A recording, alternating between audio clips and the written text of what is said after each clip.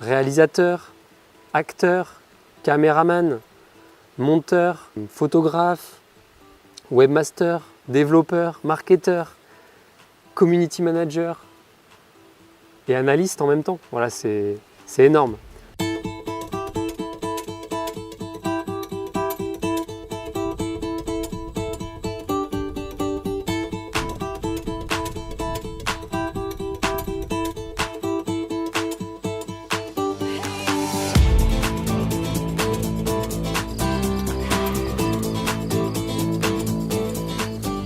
Salut à tous, ici Marc-Antoine Richard, content de vous retrouver pour cette nouvelle vidéo. Donc aujourd'hui on est une semaine après le début de mon projet, où j'ai vraiment lancé la base de la base avec le site et les réseaux sociaux. Et maintenant l'étape suivante, ça va être de réussir à faire du contenu de manière régulière pour alimenter les différents réseaux, le site, YouTube, etc. Et pour faire ça, il faut réussir à faire de la quantité mais aussi de la qualité. Aujourd'hui, pour être vu, il faut un petit peu se démarquer et être présent à de multiples endroits. Aujourd'hui, j'aimerais faire donc cette vidéo et puis prendre plusieurs photos pour illustrer les différents réseaux sociaux, puisque je vais produire pas mal de citations et de posts, des sortes de mini-blogs. Donc j'aimerais faire toutes ces photos et cette vidéo aujourd'hui. Et l'idée dans l'avenir proche, ça va être aussi de pouvoir charger jusqu'à un mois, voire plus, d'avoir un mois de contenu prêt en avance pour se dégager un petit peu de temps pour faire d'autres choses comme les formations. Moi je vais proposer des formations, ou si vous voulez faire, je sais pas, des événements, ou bien tout simplement prendre des vacances de temps en temps. Même si au début, voilà, il y a une énorme charge de travail à fournir, on peut quand même s'alléger et réussir à trouver du temps en étant efficace dans sa production de contenu.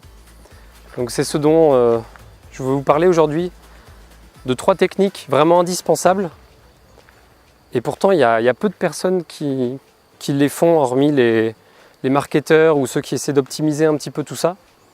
3 techniques qui sont vitales si vous voulez réussir à fournir énormément de contenu, comme si vous étiez toute une équipe en étant tout seul. Donc voilà, c'est ce que je vous propose aujourd'hui de découvrir. Donc là par exemple, j'aimerais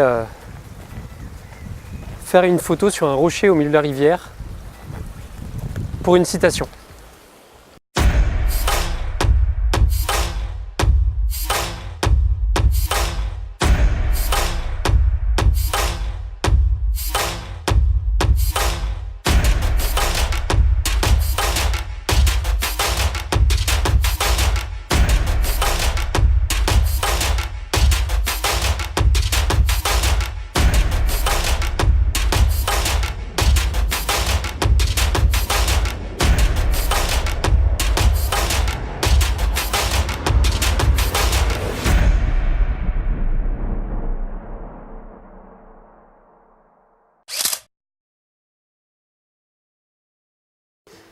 Donc vous l'aurez compris, le gros problème, c'est d'avoir assez de temps. C'est d'avoir du temps pour faire tout ça. D'avoir du temps pour produire assez de contenu de qualité, et c'est qu'une seule partie du projet. Pour vivre de sa passion sur le web, il faut faire tout un tas de choses. Et la création de contenu, même si ça doit être majoritaire, ça reste une seule partie. Donc du coup, voilà, comment on peut faire pour gagner autant de temps pour faire comme si on était toute une équipe alors qu'on est tout seul. Donc déjà, il faut être multicasquette,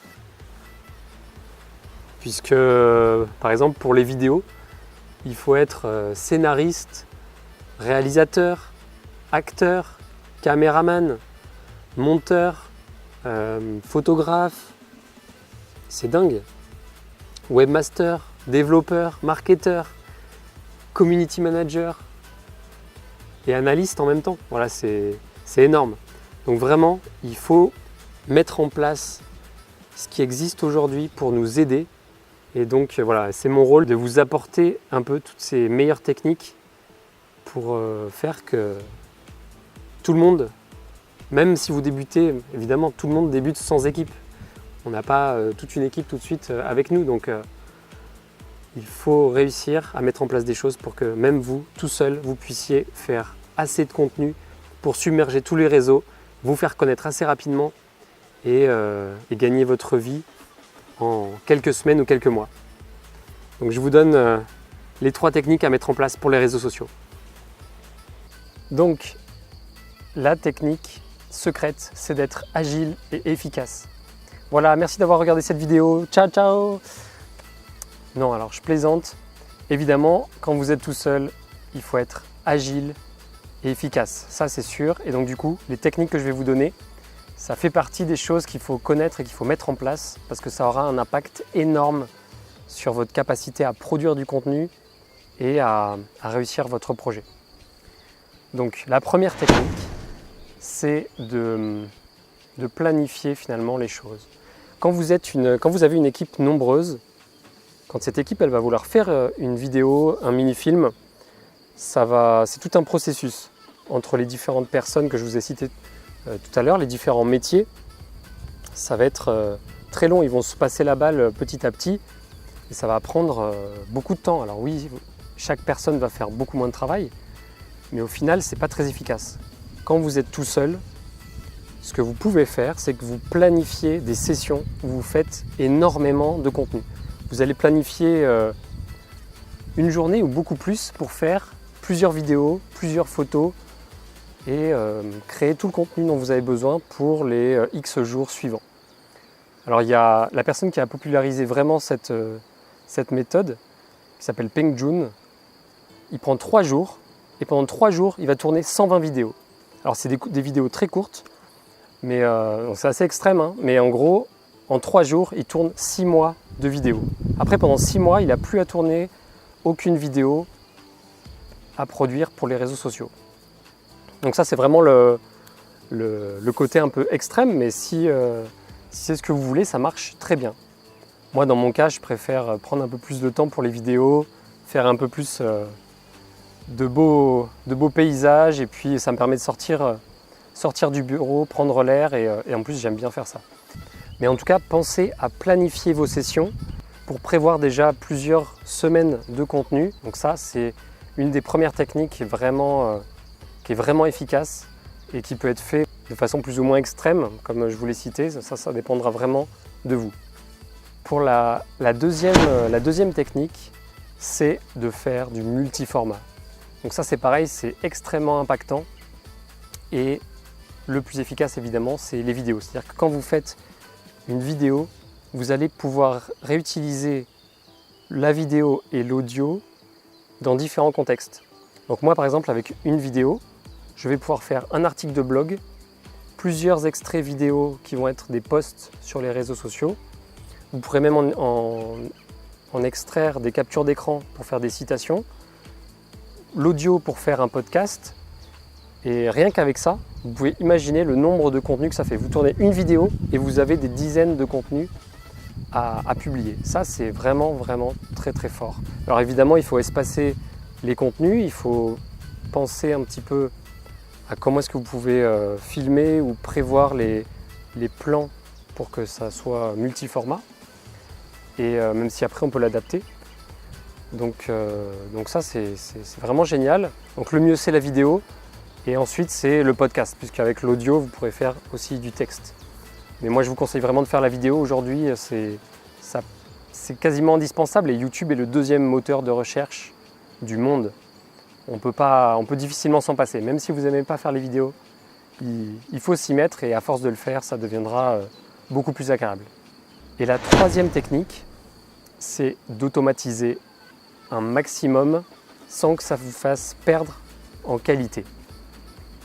Aujourd'hui, il existe des outils pour automatiser un petit peu votre chaîne de réseaux sociaux. C'est-à-dire que quand vous publiez à un endroit, ça va automatiquement publier sur des dizaines de réseaux sociaux si vous voulez.